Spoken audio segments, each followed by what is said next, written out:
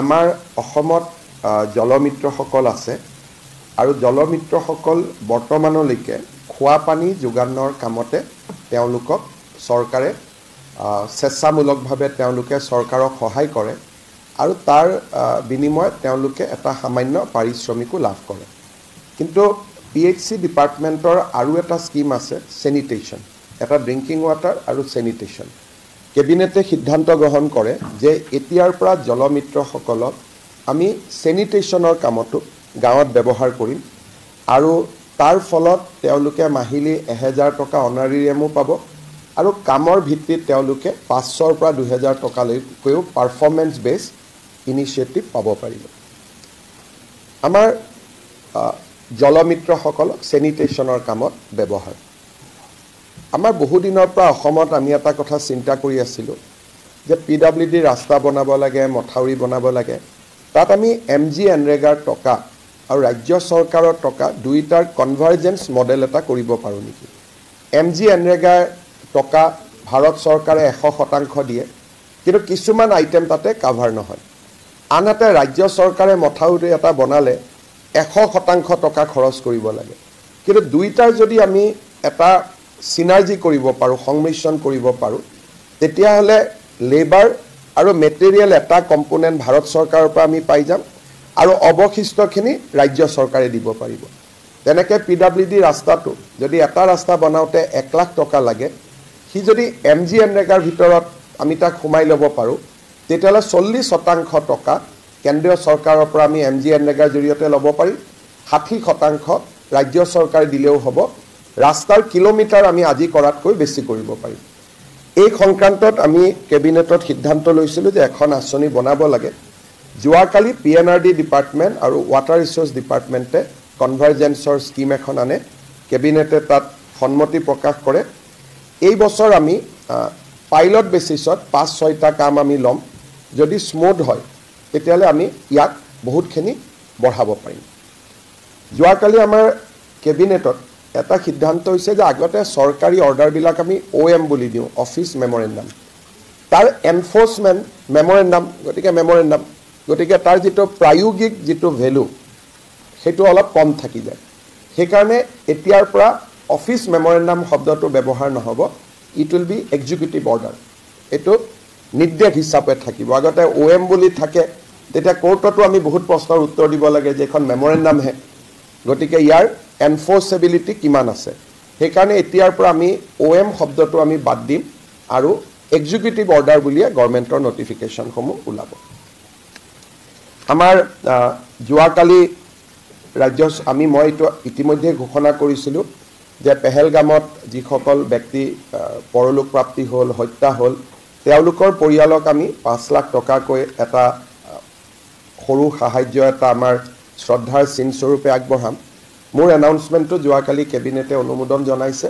12 তাৰিখৰ পিছত অসম চৰকাৰৰ প্ৰতিনিধিয়ে গৈ শ্বহীদ পৰিয়ালসকলক বা যিসকল পৰলোক প্ৰাপ্তি হ'ল তেখেতসকলক আমি আমাৰ অসম চৰকাৰৰ শোকবাৰ্তা আৰু সৰু যিটো আমি এটা শ্ৰদ্ধাপূৰ্বক এটা অনুদান আগবঢ়াইছোঁ সেইটো আমি হেণ্ডঅভাৰ কৰিম। আমাৰ ব্যুৰো অফ ইকনমিক অফেন্স বুলি অসম চৰকাৰত এটা এজেঞ্চি আছিল। যোৱা 4-5 বছৰ তেওঁলোকে বছৰত 2টা বা 3টা কেছে কৰে আৰু GST অহাৰ পিছত টেক্স ইভেশ্যনৰ কেছবিলাকো তেওঁলোকৰ হাতত নোহোৱা হৈ গ'ল। সেইকাৰণে আমি BIO আৰু ভিজিলেন্স এণ্টি কৰাপশ্যনক চামিল কৰাৰ সিদ্ধান্ত লৈছোঁ, যাতে বেছি পুলিচ অফিচাৰ পালে ভিজিলেন্স আৰু এণ্টি কৰাপশ্যনে তেওঁলোকৰ এণ্টি কৰাপশ্যন ড্ৰাইভটো আৰু বেছি ষ্ট্ৰং কৰিব পাৰে। আমাৰ যোৱাকালি কেবিনেটত আমি নলবাৰী জিলাত এটা ঘোষণা কৰিছিলোঁ যে তাত যিটো দীৰ্ঘকালীন OBB এটা সমস্যা আছিল, কিছুমান শিক্ষকে OBBত চাকৰি পালে নাপালে, চাকৰি বাদ পৰিলে। আমি নলবাৰীত ঘোষণা কৰিছিলোঁ যে এওঁলোকক চাকৰিটো দিব নোৱাৰি, কিন্তু মুখ্যমন্ত্ৰীৰ আত্মনিৰ্ভৰ অসম আঁচনিত যদি আবেদন কৰে তেওঁলোকক আমি 2 লাখ টকা কৰি এটা এককালীন অনুদান দিম। 347 গৰাকী OBBৰ আবেদন আমাৰ লগত আছিল। ৰাজ্য চৰকাৰে এখেতসকলক 2 লাখ টকাকৈ দিব সিদ্ধান্ত লৈছে, যাতে বিষয়টোৰ এটা নিষ্পত্তি হ'ব পাৰে, ফাইনেল যিটো নিষ্পত্তি বুলি কয়। আমাৰ যোৱাকালি কেবিনেটে টাৰ্গেটেড সাবসিডি ইলেক্ট্ৰিচিটি বোৰ্ডক মই যেটো কৈছিলোঁ যে 1 টকা আমি দাম কমাম কালি আমি ইলেক্ট্ৰিচিটি আসাম পাৱাৰ ডেভেলপমেণ্ট কৰ্পোৰেচনক 300 কোটি টকা এজ এ টাৰ্গেটেড সাবসিডি আৰু 200 কোটি টকা এজ এ নৰ্মেল সাবসিডি আমি 500 কোটি টকা কেবিনেটে দিব সিদ্ধান্ত লৈছো যাতে এপ্ৰিল মাহত যে 1 টকা বিদ্যুতৰ নিৰিখ কমিছে তাৰ ফলত বিদ্যুৎ পৰিষদে যাতে লোকসানৰ সন্মুখীন হ'বলগীয়া নহয় অৰ্থাৎ ৰাইজক যেটো বিদ্যুতৰ দাম এপিডিসিএলে কমাই দিছে তাৰ ফলত যাতে তেওঁলোকৰ বহুত বেছি লোকসান হ'ব নালাগে সেইকাৰণে কেবিনেটে যোৱাকালি 500 কোটি টকাৰ সাবসিডি এমাউন্ট এটা ইলেক্ট্ৰিচিটি বোৰ্ডৰ বাবে মঞ্জুৰ কৰিছে আৰু আমি আগতে কোৱাৰ দৰে নৱেম্বৰ মাহত আমি ইলেক্ট্ৰিচিটি যেটো টেৰিফ তাক আমি আৰু এবাৰ ৰিভিউ কৰিম জনসাধাৰণক সকাহ দিয়াৰ ব্যৱস্থা থাকিলে আমি আৰু অধিক সকাহ দিবৰ বাবে চেষ্টা কৰিম যোৱাকালি আমাৰ কেবিনেটে ৰাজ্য চৰকাৰৰ ফালৰ পৰা আমি ইতিমধ্যে বাজেটত ঘোষণা কৰিছিলোঁ যে মসুৰ দালি চেনি আৰু নিমখ আমি অক্টোবৰ মাহৰ পৰা ৰাজ্যৰ 72 লাখ পৰিয়ালক সুলভ মূল্যত দিয়া আমি আৰম্ভ কৰিম মসুৰ দালিত প্ৰায় 30 টকা সুলভ মূল্যত পাব চেনিও ঠিক সেই ধৰণে 20-30 টকা সুলভ মূল্যত পাব সেই সময়ত দামটো লৈ পেলাই আমি গম পাম আৰু নিমখও প্ৰায় 10 টকা কম মূল্যত পাব এই আঁচনিখন ৰাজ্য চৰকাৰে অনুমোদন জনায় আৰু এই আঁচনিখন প্ৰণয়ন কৰাৰ বাবে ৰাজ্য চৰকাৰে নিজৰ বাজেটৰ পৰা প্ৰতি মাহত প্ৰায় 60 কোটি টকা আমি ব্যয় কৰিব লাগিব বাকি টকাটো কনজিউমাৰে দিব কিন্তু সাবসিডি এমাউন্টটো ৰাজ্য চৰকাৰে নিজৰ পুঁজিৰ পৰা দিব তাৰ ফলত প্ৰায় 50 কোটি টকা প্ৰত্যেক মাহত ৰাজ্য চৰকাৰে যেটো সাবসিডি দিব লাগিব তাক যোৱাকালি কেবিনেটে অনুমোদন জনায়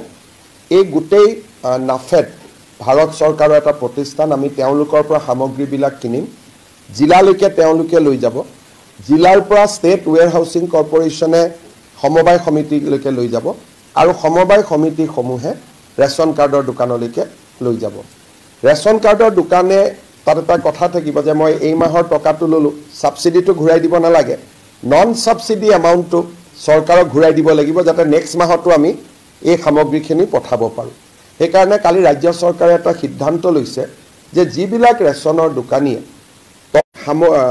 গ্যাস আৰু নুমলীকৰণৰ সামগ্ৰী লৈ তেওঁলোকে আন কিছুমান ভ্যালু এডেড সামগ্ৰী বনাব আৰু এচিট্ৰিক এসিড এনেকুৱা ধৰণৰ কেমিক্যাল প্ৰডাক্ট বনাব এই উদ্যোগটোৰ বাবেও আমি কালি 750 কোটি টকাৰ কেবিনেটে তেওঁলোকৰ যেটো ইনভেষ্টমেন্ট প্ৰপোজাল তাক আমি অনুমোদন দিছো গোৱালপাৰা জিলাত মাটিয়াত কোহিনুৰ পাল্প পেপাৰ লিমিটেড আৰু RPN specialty private limited Kohinoor pulp paper লিমিটেডে 981 কোটি টকা ব্যয় কৰিব আৰু আৰপিএন স্পেচিয়েলিটি পেপাৰ প্ৰাইভেট লিমিটেডে 827 কোটি টকা ব্যয় কৰিব এই দুইটা প্ৰস্তাৱত কেবিনেটে অনুমোদন জনাইছে ইউফ্লেক্স নামৰ এটা কোম্পানী তেওঁলোক মাটিয়াতে বহিব ইভি বেটাৰীৰ কম্পোনেন্ট বনাব তেওঁলোকে 378 কোটি টকা ব্যয় কৰিব তেওঁলোকৰ প্ৰস্তাৱটো কেবিনেটে সন্মতি জনাইছে SKJ clean environment venture limited এখেতসকলে মিনাৰেল ৱাটাৰৰ বটলবিলাক যি ৰাস্তাই ঘাটে পৰি থাকে এইখিনিক তেওঁলোকে ৰিসাইকেল কৰি আমাৰ প্ৰদূষণৰ পৰাও কিছু পৰিমাণে ৰেহাই দিব আৰু ইয়াক নতুন এটা প্লাষ্টিকলৈকে ৰূপান্তৰ কৰিব তেওঁলোকৰ 137 কোটি টকাৰ প্ৰকল্প কেবিনেটে অনুমোদন দিছে ব্ৰহ্মপুত্ৰ বিৰৰি বুলি এটা টিহুত তেওঁলোকে আমাৰ লিকা ৰিলেটেড এটা ইন্ডাষ্ট্ৰি কৰিব 167 কোটি টকা কেবিনেটে অনুমোদন দিছে সিস বায়োটেক বুলি মাটিয়াত আৰু এটা কোম্পানী বহিব যোনে ইথানেল বনাব 157 কোটি টকা কেবিনেটে অনুমোদন দিছে নগাঁৱৰ ধৰমতুলত মেগাশ্ৰী সিমেন্ট এটা সিমেন্ট ফ্যাক্টৰী বনাব তেখেতসকলে 900 কোটি টকা ব্যয় কৰিব মেঘাটপ সিমেন্টস এওঁলোকে কাছাৰ জিলাৰ চন্দ্ৰপুৰত এটা ইন্ডাষ্ট্ৰি সেটআপ কৰিব 860 কোটি টকাৰ বিনিয়োগ প্ৰস্তাৱত কেবিনেটে অনুমোদন দিছে মেক সিমেন্টস তেওঁলোকে 521 কোটি টকাৰে ধৰমতোলত এটা উদ্যোগ বহাব, তাকো কেবিনেটে অনুমোদন দিছে। অমৃত চিমেণ্টছ ৰঙিয়াত এখেতসকলে 617 কোটি টকাৰে এটা ইণ্ডাষ্ট্ৰী বহাব চিমেণ্টৰ, তাকো কেবিনেটে অনুমোদন দিছে। দ্বিতীয়তে দুখন হোটেল, এখন জাগিৰোডত টাটাই তাজ গেটৱে বনাব, বিমানটাতকৈ ওপৰত জাগিৰোডত যিখন গেটৱে হোটেল বনাব, তাতো কেবিনেটে অনুমোদন দিছে। আন এটা শৈলজা সংগম লিমিটেড বুলি তেওঁলোকে গুৱাহাটীত এখন মেৰিয়ট হোটেল বহাব, এই প্ৰস্তাৱতো 137 কোটি টকা কেবিনেটে অনুমোদন দিছে। এই গোটেইখিনি যদি আমি চাবলৈ যাওঁ, যোৱাকালি কেবিনেটত 7,730 কোটি টকাৰ বিনিয়োগত কেবিনেটে অনুমোদন দিয়ে, আৰু ইয়াৰে 1500 কোটি টকা বিদেশী বিনিয়োগ হ'ব, যিটো মেথাৰছন হাইড্ৰজেন ইণ্ডিয়া প্ৰাইভেট লিমিটেড, এইটো বিদেশী বিনিয়োগ হ'ব। 7,730 কোটি টকা ইয়াত যোৱাকালি কেবিনেটে অনুমোদন দিয়ে। এই গোটেইখিনি এডভান্টেজ অসমত আমাৰ লগত MOU কৰা। এতিয়া গোটেই প্ৰস্তাৱটো, যিটো সেইখনটো এখন নেশ্যনেল MOU আছিলে, এতিয়া ইয়াক এই প্ৰস্তাৱখিনি চূড়ান্ত পৰ্যায়লৈকে আহি গ'ল, আৰু এই গোটেইকেইটা উদ্যোগ অসমত স্থাপন হ'লে 16,446 নতুন কৰ্ম সংস্থাপন পাবলৈ সক্ষম হ'ব। ডাইৰেক্ট, ইনডাইৰেক্টলিটো বেলেগ। অৰ্থাৎ এডভান্টেজ অসমৰ পিছত আমাৰ বহুতকেইটা কাম হ'ল। ইয়াৰ ভিতৰত যোৱাকালি কেবিনেটে এডভান্টেজ অসমতে নীতিন গাডকাৰী ডাঙৰীয়াই ঘোষণা কৰা আমাৰ এটা ডাঙৰ কাম প্ৰধানমন্ত্ৰী ডাঙৰীয়াৰ দ্বাৰা আমি কৰিব পাৰিলোঁ। ইনফেক্ট দুটা কাম হ'ল যোৱা 3 মাহত। প্ৰথম কামটো যে আমাৰ নামৰূপত ফাৰ্টিলাইজাৰ প্লাণ্ট, যিটো এডভান্টেজ অসমত ঘোষিত হৈছিল, তাক কেবিনেটে অনুমোদন জনালে, নামটো সন্মতি জনালে, যোৱাবাৰ মই আপোনালোকক কৈছোঁ, তাৰো কাম আগবাঢ়িলে। দ্বিতীয়তে হ'ল 22,864 কোটি টকাৰে গুৱাহাটী আৰু পঞ্চগ্ৰামক, কাছাৰ জিলাৰ শিলচৰক সংযোজিত কৰি greenfield access control highway. Access control মানে কি, যে সেই ৰাস্তাটোত অকল শিলচৰত যোৱা গাড়ীহে চলিব পাৰিব, মাজত কোনো টাৰ্ণিং নাথাকে। যে যেনেকৈ আমি ডিব্ৰুগড়লৈকে গ'লে মাজত ৰহাটো যাব পাৰোঁ, মৰিগাঁওলৈকেও যাব পাৰোঁ, নগাঁওলৈকেও আমি যাব পাৰোঁ, হোজাইলৈকেও যাব পাৰোঁ, আগলৈকে গৈ যোৰহাটৰ টাউনতো যাব পাৰোঁ, বা হাইৱেদি যাব পাৰোঁ, শিৱসাগৰত যাব পাৰোঁ, ডিমৌত যাব পাৰোঁ। এক্সেছ কণ্ট্ৰল হাইৱেত ক'তো টাৰ্ণিং নাথাকে, ই পইণ্ট টু পইণ্ট। গুৱাহাটীৰ পৰা বৰাপানী সেইখিনি এক্সেছ কণ্ট্ৰল নহয়, কাৰণ বৰাপানীলৈকে শ্বিলঙতো মানুহ যাব। গুৱাহাটীতো বৰাপানীও 6 লেন হ'ব, সেইটো এটা বেলেগ প্ৰজেক্ট দি হ'ব, কিন্তু সেইটো এক্সেছ কণ্ট্ৰল নহয়, কাৰণ সি এক্সেছ তাক দিব লাগিব। শ্বিলং যাব, কোনোবাই জোৱাই যাব, up to Borapani it will not be access control. কিন্তু বৰাপানীৰ পৰা কাছাৰলৈকে it will be access control. তাৰমানে অকল বৰাকৰ শিলচৰৰ পঞ্চগ্ৰামত নামিব খোজা গাড়ীবিলাকহে তাত যাব পাৰিব। হোটেল টোটেল ৰাস্তাত থাকিব, কিন্তু টাৰ্ণিং নাথাকে। পাহাৰৰ মাজেদি হ'ব, টানেল হ'ব, 6-7টা টানেল হ'ব, সুৰংগ হ'ব, পাহাৰখন খান্দি পেলাই মাজেদি যাব। গতিকে গাড়ী ৰাইট হেণ্ড লেফ্ট হেণ্ড কৰিব নোৱাৰে। য'ত গাড়ী আছে তাতে ৰখাই চাহ ভাত খাব পাৰিব, কিছুমান জেগাত বহিব, কিন্তু সি এক্সেছ কণ্ট্ৰল হ'ব। বোলে আজি মোৰ মন গ'ল মই মাজৰ ৰাস্তাত ঘূৰি আহোঁ, সেইটো নহ'ব, it will be access control. যেনেকৈ Agra Delhi access control highway আছে। চ' এইটো হ'লে আমি গুৱাহাটীৰ পৰা বৰাপানী 1 ঘণ্টাত গৈ পাম। আল্টিমেটলি এই ৰাস্তাটো 6 ৱে হ'ব, এইটো এটা বেলেগ প্ৰজেক্টত আহি আছে, Guwahati to Borapani. Borapani to Cachar it will take 5 hours। আৰু যোনে চাহ ভাত নাখায়, বহুত ৰখি নাথাকে, কনষ্টেণ্ট যাব খোজে, এইটো 4.5 hours আহে। চ' ই যিটো অনুমোদন আছিলে, যেতিয়া মই প্ৰথম কৈছিলোঁ, বহুতে মোক হাঁহিছিলোঁ যে এইবিলাক কি কৈ থাকে, কংগ্ৰেছে কয় যে সপোনত যি দেখে তাকে কয়।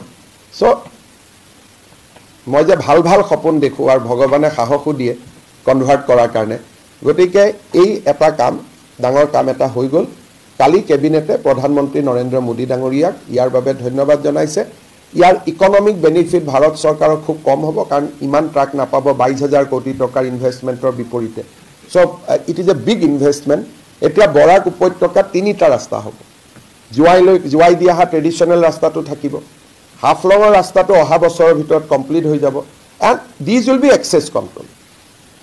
যিটো হাফলঙলৈকে শিলচৰৰ পৰা আহিব, তেওঁলোকে সকলো গুৱাহাটীত নাহিবও পাৰে, তেওঁলোক হাফলঙত যাব পাৰে, কোনোবাই হাফলঙৰ পৰা লামডিং আহিব, কোনোবাই আৰু ওচৰত গাঁও আছে সেই গাঁৱত আহিব। কিন্তু এইটো ৰাস্তাত আহিলে সি বৰাপানী আহিব লাগিব, বা বৰাপানীত আহিলে সি কাছাৰে নামিব পাৰিব, সি মাজত ঘূৰিব নোৱাৰে। কিন্তু জোৱাইদি আহিলে জোৱাইটো ৰখিব পাৰে, শ্বিলঙতো যাব পাৰে, বোলে দুদিন শ্বিলঙত থাকি যাওঁ। সেইকাৰণে সেইকেইটা ৰাস্তাৰ এটা বেলেগ ভেলুজ থাকিব। কিন্তু এইটো ৰাস্তা পইণ্ট টু পইণ্ট। নেক্সট আমি চেষ্টা কৰিছোঁ যে শ্ৰীৰামপুৰৰ পৰা গুৱাহাটী পইণ্ট টু পইণ্ট, আন এটা গুৱাহাটীৰ পৰা যোৰহাট পইণ্ট টু পইণ্ট, আৰু যোৰহাটৰ পৰা ডিব্ৰুগড় পইণ্ট টু পইণ্ট। এই বছৰত নহয়, কিন্তু নেক্সট 5 yearsত এই কামটোত আমি যোৱা 4 বছৰৰ পৰা লাগি আছিলোঁ। আৰু মই ভাবোঁ যে কেতিয়াবালৈ আমি অসমত বাকীও পইণ্ট টু পইণ্ট এক্সেছ কৰিব পাৰিম। আৰু পইণ্ট টু পইণ্ট এক্সেছবিলাক যে এক্সিষ্টিং হাইৱেটো হ'ব পাৰে।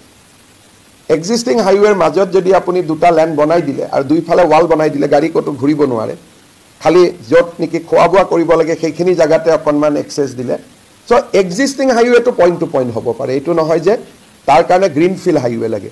ভাৰত চৰকাৰে মোক গাডকাৰী ডাঙৰীয়াই কথা দিছে যে এতিয়া ইমিডিয়েটলি বাকী 3টা এক্সেছ কণ্ট্ৰল হাইৱেৰ ওপৰতো তেওঁলোকে লাহে লাহে চিন্তা চৰ্চা আৰম্ভ কৰিব, but it will take time. যোৱাকালি কেবিনেটত এক বহুতকেইটা গুৰুত্বপূৰ্ণ বিনিয়োগটো যিটো আমি আশা কৰিছিলোঁ, বহুতে ভাবিছিলে যে এইবোৰ এনেই কৈছে, কিন্তু all are becoming reality.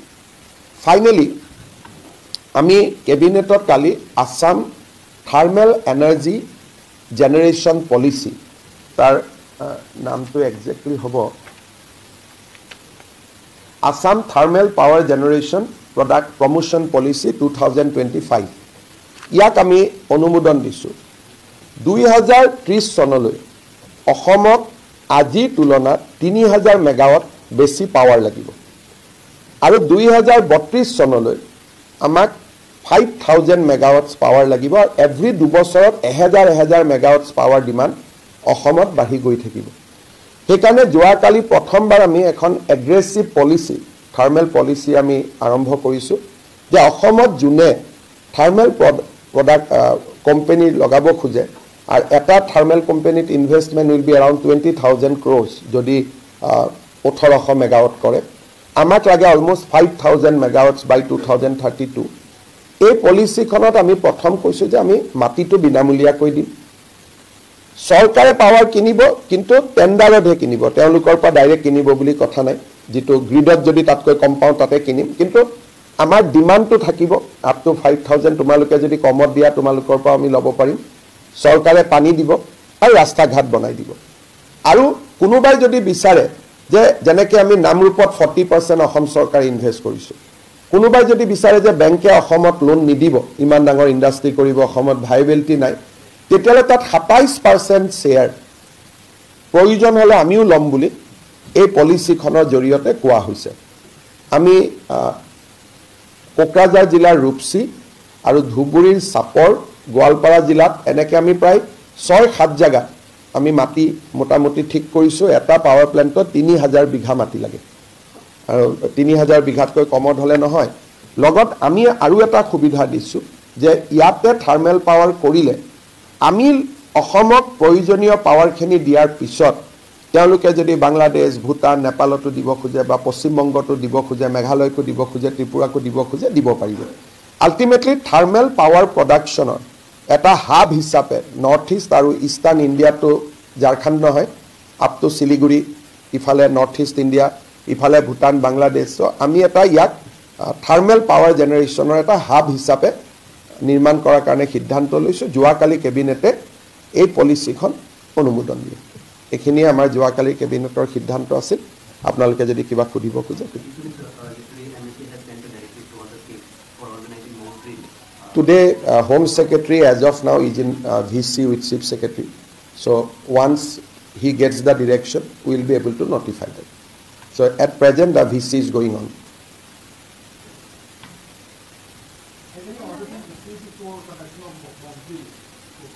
MHA has issued an order, but the SOP, how to organize, when to organize, at what time, as of now, when I am addressing you, parallelly Chief Secretary is in VC with Home Secretary. All the 18 state Chief Secretary is in VC with Home Secretary. So detailed SOP we will come to know after the VC is over.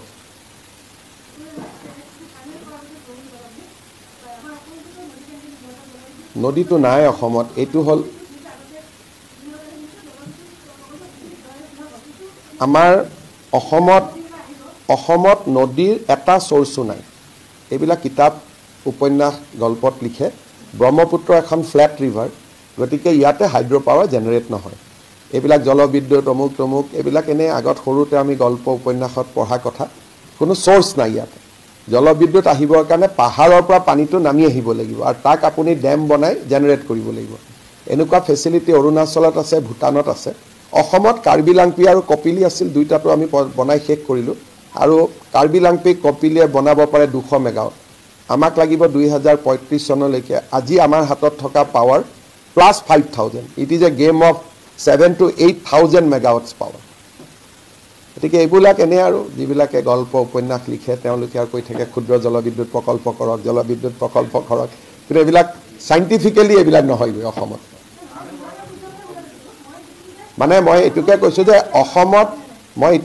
অসমত জলবিদ্যুৎ প্ৰকল্প কৰাৰ সুবিধাই নাই we don't have source after Kopili and Karbi Langpi সুবিধা থাকিলে definitely কৰিব পাৰি কিন্তু সুবিধাই নাই আমাৰ সোর্সে নাই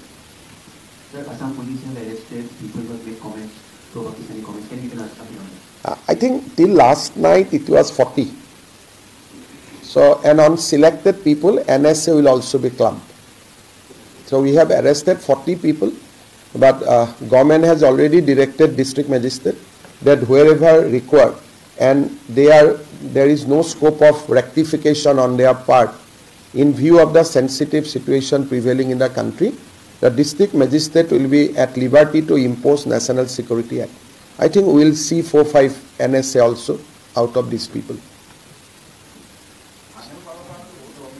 কয়লা লাগিব ঝাৰখণ্ড বা বেংগলৰ পৰা আনিব লাগিব আমাৰটো নাই আমাৰ মাৰ্ঘেৰিটাতো ইমান কয়লা উৎপাদনে নহয় তাত তেলেদি ডিজেলেদি আমাক থাৰ্মেল পাৱাৰ ভাৰত চৰকাৰে আমাক মাইন্স দিব বেংগল বা ঝাৰখণ্ডত আমি ভাৰত চৰকাৰৰ লগত কথা পাতি লৈছো আৰু তাৰ পৰা আমি ইয়াত আনি কৰিব লাগিব যেনেকৈ এনটিপিসি সালাকাটি আজি কৰি আছে এনটিপিসি সালাকাটিয়ে প্ৰথমতে মাৰ্ঘেৰিটাৰ পৰা কলেদি কৰিম বুলি ভাবিছিল মাৰ্ঘেৰিটাই কল দিব নোৱাৰে সেইকাৰণে তেওঁলোকে ঝাৰখণ্ডৰ পৰা কয়লা আনে ট্ৰেইনে দি আৰু ইয়াতে প্ৰডিউস কৰি পাৱাৰটো অসমক বা আন ৰাজ্যক দিয়ে সো এনটিপিসি সালাকাটিয়ে যেনেকৈ কৰি আছে আমি তেনেকৈ কৰিব লাগিব আমাৰ ভিতৰত কয়লা নাই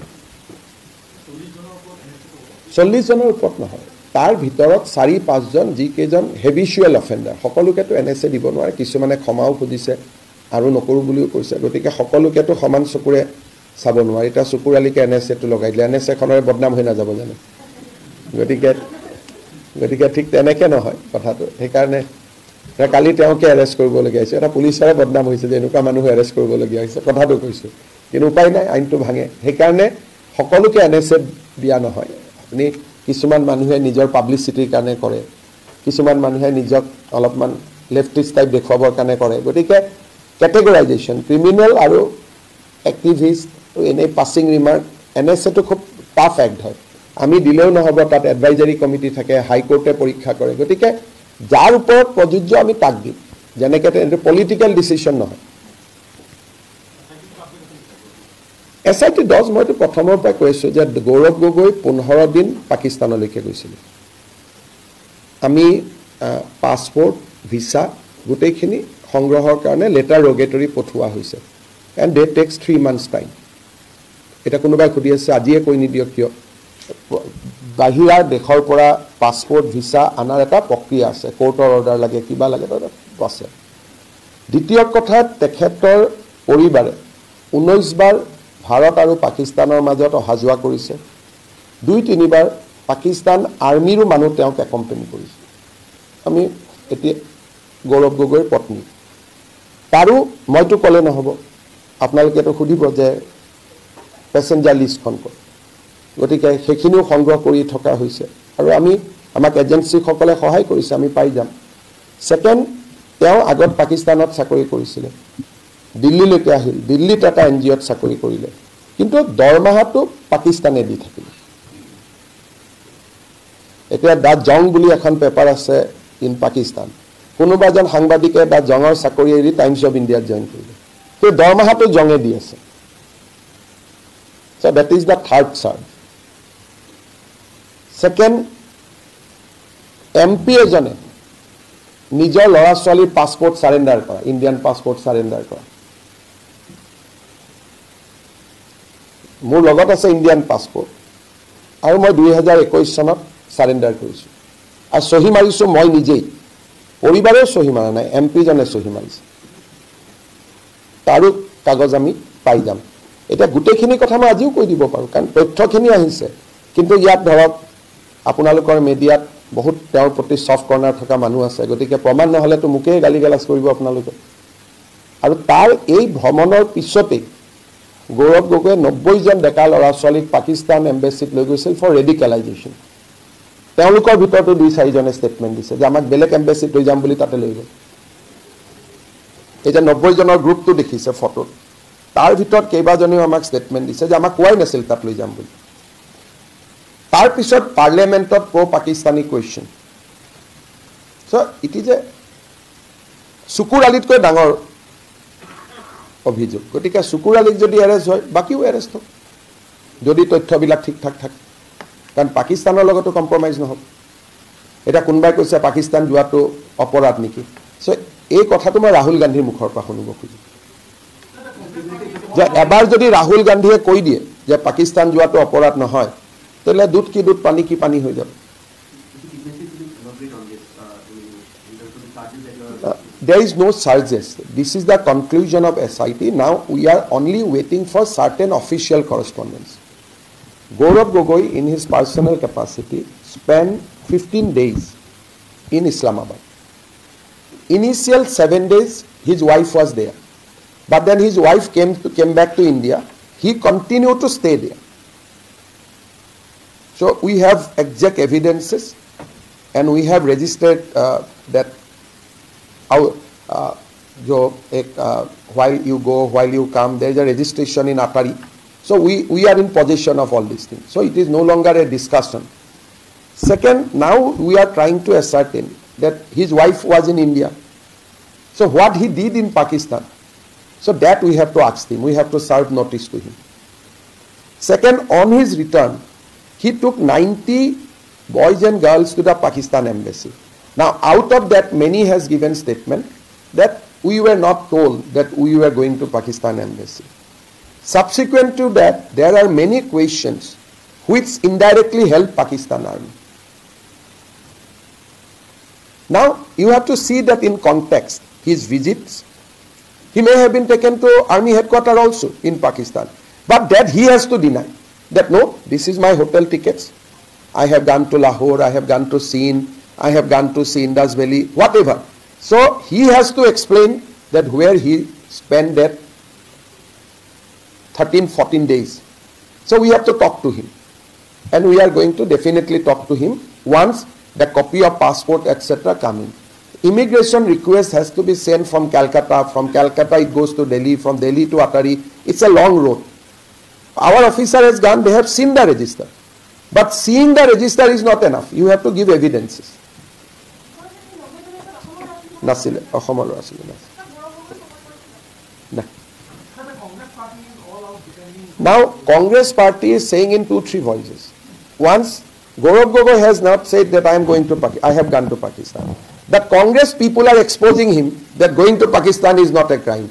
So there is a rivalry between two factions. People like Bhupen Bora, Ripun Bora, Debabrata Saikia, Akhil Gogoi, in the name of defending Gaurav Gogoi, actually exposing Gaurav Gogoi. That yes, he was there. So these are the nobody is defending him. It is just the outcome of Congress internal rivalry. They are exposing more than me. One person has said they have prepared a post that no, he has gone through Atari. Next day he said it is a Photoshop. But you don't have to require photograph. His signature is there when he crossed the Atari border. So we are going to have all these documents in our possession. This is not a play in social media. We will be upfront. And let Rahul Gandhi clarify whether a Indian people visiting to Pakistan and when he happened to be son of a sitting chief minister, without informing even the Congress party, is a crime or not. That Ripun Bora, Bhupen Bora cannot clarify that. We want to know the position of the Congress party. So I am going to meet Mallikarjun Kharge also. I will seek an appointment from him. I will go and I will give him. If he says that no, going to Pakistan is not a crime, fine. Let people of India know that. But we want to hear that from Rahul Gandhi. We want to hear that from Kharge.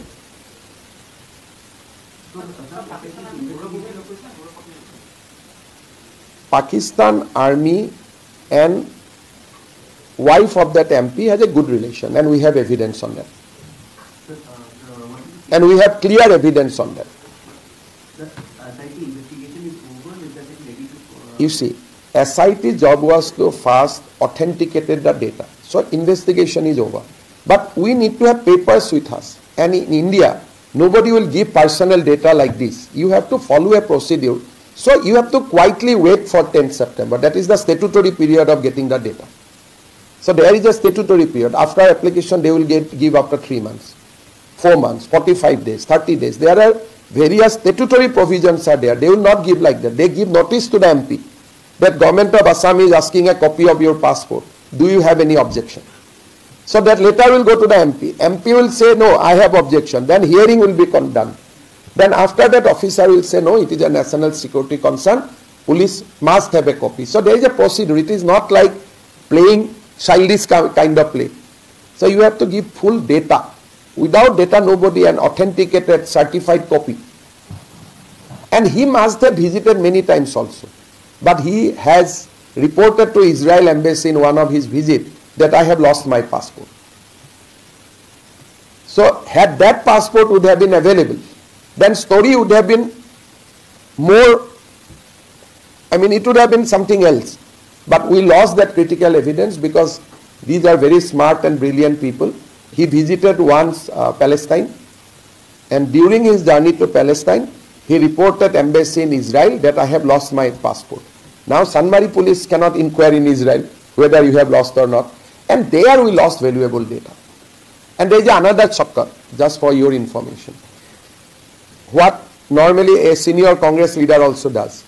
If I go to America, from America if I go to a third country, then Indian government cannot give you data unless America shares your data. So if he has gone many times to UK. From UK he has gone to Islamabad again, that data will not get. Because you are traveling from third country. Like any Indian citizen, if you go and station in America, from America you make up and down to entire globe. And one fine morning you say that you have lost your passport. All evidence is gone. He visited once Nepal also. Normally, Nepal is a launching pad for visiting more serious countries. I do not want to name the country. You should get the hints.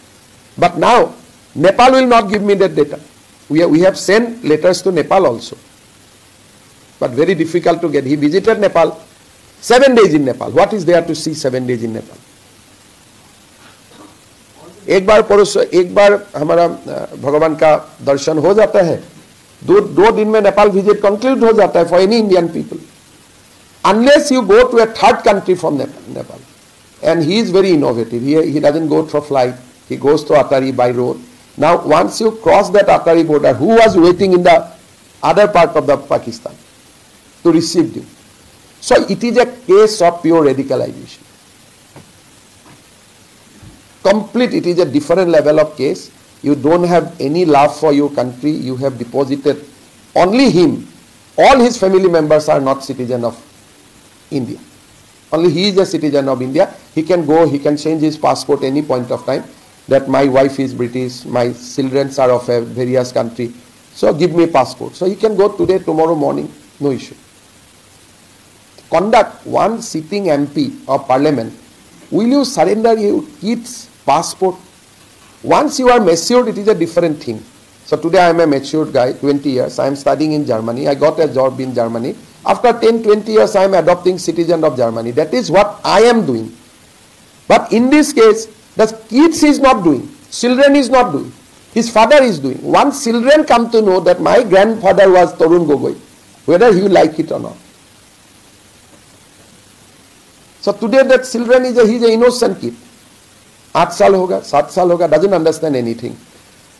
20 साल, 19 साल में जब उनको पता चलेगा कि my grandfather was chief minister of Assam and my passport was surrendered by my father without talking to me. So you can imagine what feelings he will have. So you have morally you did wrong, legally you did wrong, and Assam government has limited option. We cannot go, we cannot, I mean he's MP, we cannot charge his phone, we cannot access his private data, telephonic conversation. But once we hand over the case to central agency, they will have a more space to play around. So this will be, we are going to take it to a very, very logical conclusion. I said that he has denied. Many national media, I said, Himanta Biswa Sarma has said, but he denied. Give me a small example where he denied. So some media is more than willing to support him, what he is not doing. He has never denied my allegation. Till then on record. Only media put that word. He denied it. So I am going to ask that media also, give me the denial statement, because that is also evidence.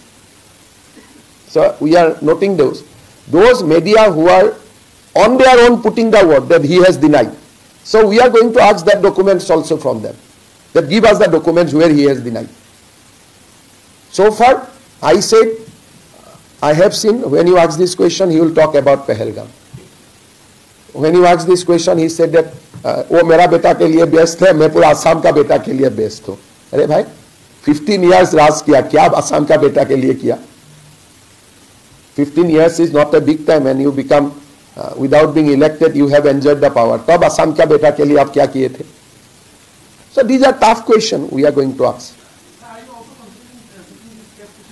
At some point of time, yes, because this is involved questioning difficult question in parliament, where Assam government doesn't have jurisdiction, speaker will have jurisdiction. So this case, whatever I am saying, it is just beginning of the story. There will be many more if somebody dig it, but I have limited power. I cannot dig it beyond a point. So once I will have a documents on 10th September, I will go, I will meet Prime Minister, I will hand over the documents to his office, I will meet Kharge, I will hand over the documents to Mr. Kharge, and we will do that, and then I will come to press conference and I will give the documents to all of you. So we are going to do it very transparently. So why 10th September? Because of statutory time limit. We cannot get documents before that. देखने देते हैं कि देख लो, हमारा officer जाके देख के भी आए, मोबाइल से फोटो भी लेके आए हैं, बट कॉपी आपको चाहिए ना, नहीं तो आप लोग तो you have so many his supporter, आप लोग का बीच में उनका कितना सपोर्टर्स है, वो तो मानेगा नहीं. आज से सपोर्टर नहीं है, जब कुछ भी नहीं था तब से सपोर्टर है. सब तो we have to demolish even his supporters also ना. সেইটো তেওঁ ক'ব লাগিব না, তেওঁ যেতিয়া আমি নোটিছ দিম তেওঁতো ক'বই লাগিব. সেইখিনি ক'ব নোৱাৰোঁ, সেইখিনি চব যিখিনি মই অথেণ্টিকেলি ক'ব নোৱাৰোঁ মই নকওঁ. ইজৰাইলত পাছপৰ্টখন হেৰাই দিলে, চ' উই লষ্ট এভিডেন্সেছ, মই এইটো কৈছোঁ. নহ'লে পাছপৰ্টখন আমি যদি খুজি ল'লোহেঁতেন বহুত বস্তু আমি আৰু পালোহেঁতেন, আৰু পাছপৰ্ট তেওঁ দিব লাগিলেহেঁতেন if we would have given notice. কিন্তু এতিয়াতো দি লাভ নাই. আৰু বাকীটো মই জানোৱেই ক'ত গৈছিল কি যোৱা নাই. ইণ্ডিয়াৰ পৰা যোৱাখিনিতো মই জানোৱেই, মই ক'লোৱেই যে নেপাল গৈছিল, ইছলামাবাদ গৈছিলে. গতিকে যিখিনি জানোতো মই ক'লোঁ, কিন্তু সেইখন নেহেৰালে ভাল আছিলে. এতিয়া কি ক'ব, কেতিয়াবা মানুহটোতো ট্ৰেইনিংবিলাকতো ওপৰ লেভেলত হয় নহয়.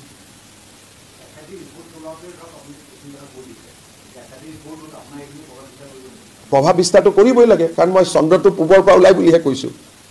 যদি মই কিবা নতুন কথা ক'লে তেনেহ'লে চন্দ্ৰটো পূবৰ পৰা ওলাই বুলি কোৱাটো প্ৰভাৱ বিস্তাৰ কৰিবই লাগে, কাৰণ সূৰ্যটো আমাক সকলোকে পোহৰ দিয়ে. কিন্তু মই ক'লেতো নহ'ব না, ডকুমেণ্টছ দিব লাগিব SIT-য়ে, মইতো ক'বহে পাৰোঁ. দিনৰ পিছত ৰাতি হয়, এইটো হিমন্ত বিশ্ব শৰ্মাই ক'ব পাৰে, চন্দ্ৰই ক'ব পাৰে. বেচিকেলি আপোনালোকৰ দৰে মানুহৰ কাৰণে 10 ছেপ্টেম্বৰলৈকে ৰখিছোঁ, কাৰণ you have lot of sympathy. আমাৰ দৰে মানুহৰ দিনে ৰাতিয়ে কৰি থাকোঁ, আমাৰ কাৰণে কাৰো মনত সৰু দুখ এটাও নাহে. কিন্তু আপোনালোকৰ কাৰণে কিমান এনেকুৱা ৰজাৰ পৰিবাৰ হ'লে কিমান দুখ থাকে আপোনালোকৰ. আমাৰ দৰে মানুহ দিনে ৰাতিয়ে ইটোৰ পিছত সিটো, আপোনালোকৰ মানুহজনে কৰি আছে, খাইছেনে নাই, আপোনালোকেতো আমাৰ কাৰণে চিন্তাই নকৰে. কিন্তু ৰজাৰ পৰিবাৰ হ'লে চব চিন্তা কৰিয়ে থাকে নহয় আপোনালোকে. সেইটোৱে আটাইতকৈ ডেমক্ৰেচিৰ দুৰ্বলতা. আৰু কিবা থাকিলে নাই? ধন্যবাদ. দেৱব্ৰত শইকীয়া ভূপেন বৰা জইন কৰাটো নকওঁ. ভূপেন বৰাই কৈছে মই চৰকাৰী গাড়ীত উঠিম, তাৰমানে ইনডাইৰেক্টলি তেওঁ এটা প্ৰস্তাৱ বুলি ভাবিব পাৰোঁ. দেৱব্ৰত শইকীয়াইটো কোৱা নাই, গতিকে মই দেৱব্ৰত শইকীয়াৰ ওপৰত কমেণ্ট নিদিওঁ. কিন্তু ভূপেন বৰাই বাৰে বাৰে কয় ইয়াৰ পৰা মই দিছপুৰতহে যাম, কয়নে নকয়? যেতিয়া দিছপুৰত কেনেকৈ যাব পাৰিব? দিছপুৰততো বিজেপি থাকিব, গতিকে ভূপেন বৰাটো অলপ ইংগিত যেন আপুনি ধৰিব পাৰে, অলপ ডাইৰেক্ট নহয়, কিন্তু দেৱব্ৰত শইকীয়াৰ পৰা কোনো আমি ইংগিত পোৱা নাই। এনে কথা পাতি থাকে আমাৰ মানুহবিলাকৰ লগত, যদি তাতে কিবা ইংগিত আছে মই নাজানো।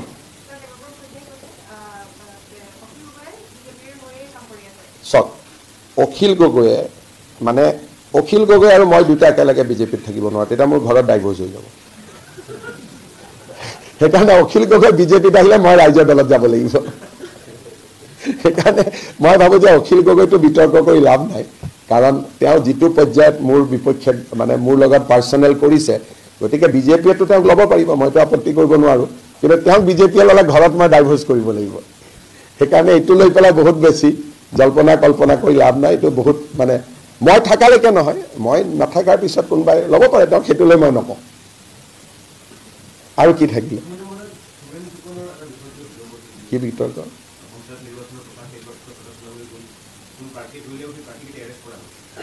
এৰেষ্টটোতো এনেই পুলিচে কৰিব নোৱাৰে, কিবাটো গ্ৰাউণ্ড থাকিব লাগিব। মই খবৰ লৈ ল'ম আপুনি কৈছে যেতিয়া, কিন্তু পুলিচকতো আজি আপোনালোকে চাওক, একমাহ ধৰি প্ৰচাৰ চলিলে, ক'ৰবাত পুলিচে এটা বিৰোধী প্ৰাৰ্থীক ক'ৰবাত বাধা দিছে নেকি?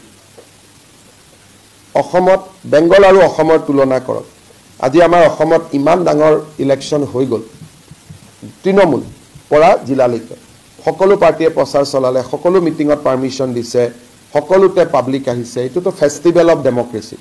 গতিকে যদি ক'ৰবাত ডিগবৈত কিবা এটা আছে মই এইটো সুধি ল'ম, কিন্তু ইমান ডাঙৰ ইলেকশ্যন হ'ল, অভিযোগটো ক'তো নাই দেখোন, সকলোৱে ধুনীয়াকৈ মিটিং কৰিছে। বেংগলত হ'লেতো কিমান মাৰপিট হৈ গ'লহেঁতেন। গতিকে অসমৰ ইলেকশ্যন যিমান শান্তিপূৰ্ণভাৱে হয়, ভাৰতবৰ্ষৰ গিনা চুনা ষ্টেটত ইমান শান্তিপূৰ্ণভাৱে হয়। মই পুলিচক সুধিছিলোঁ পঞ্চায়ত ইলেকশ্যনত কিবা কেছ ৰেজিষ্টাৰ হৈছে নেকি, নাই হোৱা তেনেকৈ। সেইকাৰণে মইতো নাভাবোঁ যে বহুত কিবা ইছ্যু আছে, কিন্তু যদি কিবা আছে বিমলে চাব, বিমলে এবাৰ খবৰ ল'বা, বিমল ইনচাৰ্জ মিনিষ্টাৰ।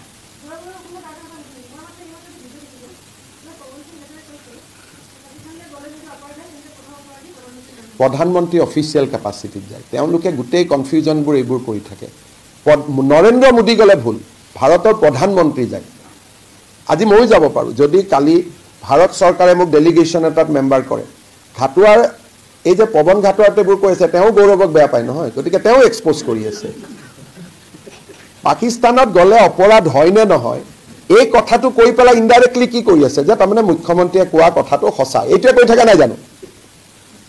ইনডাইৰেক্টলি কি কৈ আছে? ভূপেন বৰা, দেৱব্ৰত শইকীয়া, অখিল গগৈ, পৱন সিং ঘাটোৱাৰ, মই যিমান পলিটিকেলি এক্সপ'জ কৰিছোঁ, এওঁলোকে মোকটোকে ছাপৰ্ট কৰি আৰু 360 কৰি দিছে। অফিচিয়েলি নৰেন্দ্ৰ মোদীও যাব, বাজপেয়ী যাব, মুছাৰফো আহিব। He comes with a official capacity escorted by official. এতিয়া মোৰ ইয়াত যদি কালি পাকিস্তানৰ এম্বেচাডাৰে মোৰ এপইণ্টমেণ্ট খোজে, মই এপইণ্টমেণ্ট দিম, কণ্ডিশ্যন দুটা। ইয়াতে মিনিষ্ট্ৰী অফ এক্সটাৰ্নেল এফেয়াৰ্ছৰ এজন মানুহ বহি থাকিব লাগিব, আৰু মোৰ লগত চিফ ছেক্ৰেটাৰী বহি থাকিব লাগিব, আৰু আমি যি কথা পাতিম তাৰ এখন ৰেকৰ্ডেড মাইনোটছ বনিব। মইতো সেইটোকে সুধি আছোঁ যে আপুনি কিবা অফিচিয়েলি গৈছিল নেকি? পাকিস্তানত যোৱাটো ভুল হ'ব নোৱাৰে, if you have done in a official capacity.